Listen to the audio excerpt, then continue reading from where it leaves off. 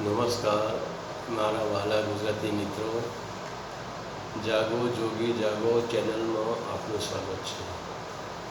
તો આજે આપણે વાત કરીશું કે શરીરનો કોઈ ધર્મ હોતો નથી, શરીરની કોઈ જ્ઞાતિ કે જાતિ કે કુળ કે વર્ણ હોતું જ નથી।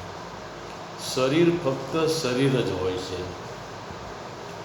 તો આપણે જોઈએ છીએ કે ભલે પશુ, પંખી, પ્રાણી, જાનવર, જીવજંતુનું શરીર હોય તો જ્યારે જન્મ લેશે ત્યારે શરીર જ જન્મ લેશે।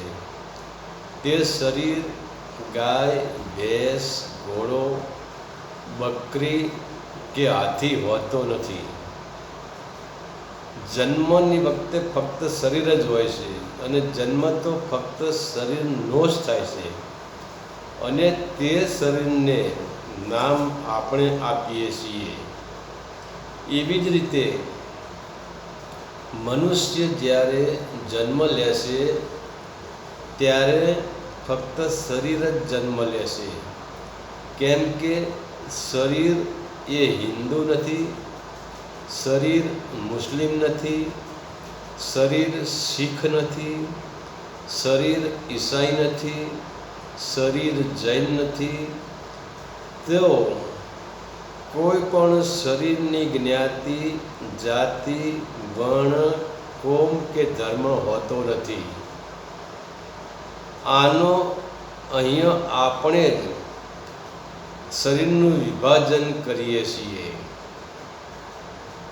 કે આને હિન્દુના ત્યાં અવતાર લીધો તેથી આ હિન્દુ છે, આને મુસ્લિમના ત્યાં અવતાર લીધો તેથી તે મુસ્લિમ છે।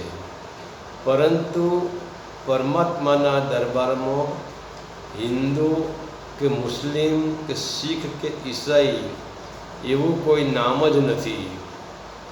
ત્યાંથી તો ફક્ત શરીર જ જન્મ લેશે અને તે પણ નગ્ન અવસ્થામાં। શરીર પણ નગ્ન હોય છે। તે શરીરના ધર્મની તો વાત એક બાજુ રહી, પરંતુ શરીરનું નામ પણ હોતું નથી અને તે શરીરને એટલી પણ ખબર નથી હોતી કે મારો જન્મ થયો છે, હું સ્ત્રી છું કે હું પુરુષ છું, હું હિન્દુ છું કે હું મુસ્લિમ છું, હું ભારતનો વતની છું કે હું અમેરિકાનો વતની છું। રામાયણ અને ગીતા મારા ધર્મગ્રંથો છે કે બાઇબલ અને કુરાન મારા ધર્મગ્રંથો છે? અરે એ બધી જ વાતો છોડો, તે શરીરને એટલી પણ ખબર નથી હોતી કે મને જન્મ આપનારી આ મારી મા છે। એટલે જ આપણે નાના બાળકને જોઈએ છીએ કે ભલે તે શરીર હિન્દુના ત્યાં જન્મ લીધો હોય, પરંતુ તે શરીરને મુસ્લિમ, શીખ, ઈસાઈ કે પછી કોઈ પણ ના માણસો શરીરરૂપી બાળકને તેડે તો તે બાળક કોઈ પણ વિરોધ સિવાય એકબીજા પાસે જતું રહે છે અને કોઈ પણ તેને રમાડી શકે છે। કોઈ પણ પોતાના ઘરે લઈ જાય તો તે શરીર એટલા જ પ્રેમથી હિન્દુ પાસે જાય છે, એટલા જ પ્રેમથી બીજા પાસે જાય છે। અને તમે જુઓ, શરીરનું ઓટોમેટિક આકર્ષણ હોય છે। એટલે જ નાના બાળકો આપણે જોઈએ છીએ કે નાના બાળકો હોય એ કીડી હોય, મકોડો હોય, ઉંદર હોય, કાન ખજૂરો હોય કે સાપ હોય કે ચકલી હોય, કોઈ પણ એને કોઈ બીક જ નથી।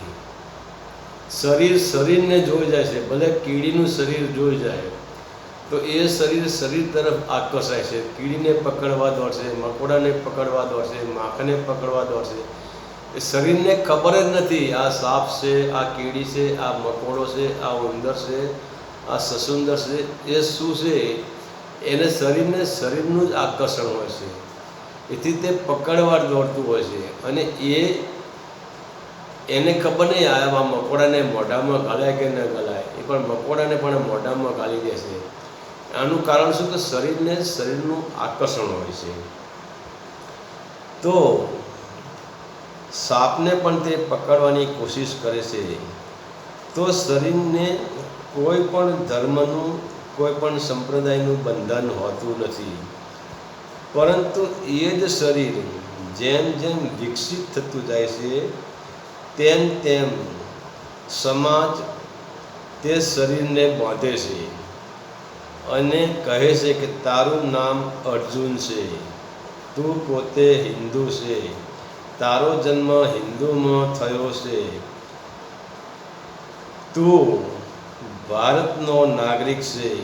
રામ અને કૃષ્ણ એ આપણા ભગવાન છે. ગીતા અને રામાયણ એ આપણા ધર્મગ્રંથો છે.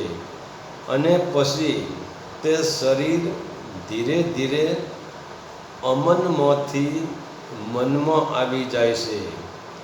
એટલે કે તેની કોરી સ્લેટમાં સમાજ બધું લખવાનું શરૂ કરી દેશે અને તે લખેલું મન વાંચે છે. એટલે જ મન કહે છે કે હું અર્જુન છું, આ શરીર મારું છે, હું હિન્દુ છું. તો હિન્દુ ધર્મ મારો છે. રામ અને કૃષ્ણ, બ્રહ્મા, વિષ્ણુ અને શિવ એ અમારા હિન્દુ ધર્મના ભગવાન છે. રામાયણ અને ગીતા અમારા ધર્મગ્રંથો છે. એટલે પછી તે શરીર એક હિન્દુ ધર્મમાં બંધાઈ જાય છે અને બીજા ધર્મનો વિરોધ કરે છે. અને ધીરે ધીરે તે શરીરમાં ભેદભાવ ઉત્પન્ન થાય છે. તો જે શરીર રૂપી રથ પરમાત્માની યાત્રા કરી શકવાનો હતો, એ જ શરીર રૂપી રથને સમાજે જ્ઞાતિના વાડામાં, ધર્મના વાડામાં, ગ્રંથોના વાડામાં બાંધી દીધો. અને આજ એના કારણે જ ધર્મવાદ, કોમવાદ, હિંસા, મારપીટ, યુદ્ધ, ખૂન ખરાબાની અરાજકતા ચારે બાજુ ફેલાઈ ગઈ છે. અને મનુષ્યના વચમાં રહેવા છતાં પણ ભયભીત છે, કારણ કે સમાજે મનુષ્યતાને જ મારી નાખી છે. તો શરીર, જ્યારે કોઈ પણનું શરીર જન્મે છે તો શરીર જ જન્મે છે. શરીરનો કોઈ ધર્મ હોતો નથી, શરીરની કોઈ જ્ઞાતિ હોતી નથી, શરીરની કોઈ કોમ હોતી નથી. હું હિન્દુ, હું મુસ્લિમ, શીખ છું, એ બધું સમાજ જ આપણી અંદર ભરે છે. અને સમાજ જ કહે છે કે આ શરીર હિન્દુનું છે, તારું નામ અર્જુન છે. રામ, કૃષ્ણ, શિવ, બ્રહ્મા, વિષ્ણુ આ આપણા દેવતા છે, આ આપણી દેવીઓ છે, આને આપણે પૂજવી જોઈએ. મુસ્લિમો આપણા દુશ્મન છે, ઈસાઈઓ આપણા દુશ્મન છે. આ વેરઝેર શરીર કરતું જ નથી, મન પણ કરતું નથી. ફક્ત સમાજ જ આ ઝેર આપણા અંદર રેડે છે. અને સમાજ જ આપણા અંદર રહેલી કોરી સ્લેટમાં, એ સ્લેટમાં આપણે મોર દોરવાનો હતો, એના બદલે સમાજ આપણી સ્લેટમાં કાગડો દોરી દેશે. અને જે શરીર રૂપી રથ પરમાત્મા તરફ આગળ વધવાનો હતો, જે શરીર રૂપી રથ પરમાત્માની પ્રાપ્તિ કરી શકવાની સંભાવના હતી, અને એ જ શરીરને સમાજ ધર્મમાં, વાડાઓમાં, જ્ઞાતિમાં, જાતિમાં, સંપ્રદાયમાં, દેવી દેવતાઓમાં, ધર્મગ્રંથોમાં બાંધી દેશે. હરિ ઓમ તત્સત.